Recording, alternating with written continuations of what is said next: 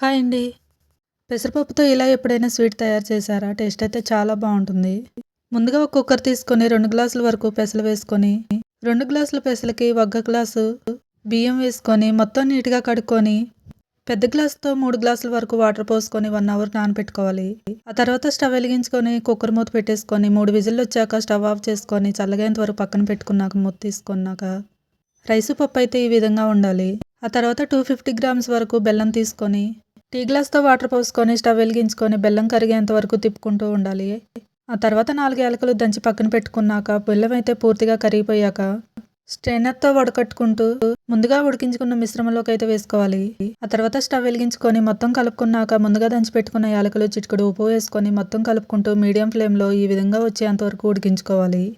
ఆ తర్వాత stove off చేసుకొని సర్వ్ చేసుకొని నెయ్యి కొంచెం ఎక్కువగా వేసుకొని తింటే టేస్ట్ అయితే చాలా బావుంటుంది. మేమైతే దీన్ని పులగం అంటాము. మీరేమంటారో కామెంట్ చేయండి. ఇంకా మీకేమన్నా స్వీట్ రెసిపీస్ కావాలంటే కామెంట్ చేయండి.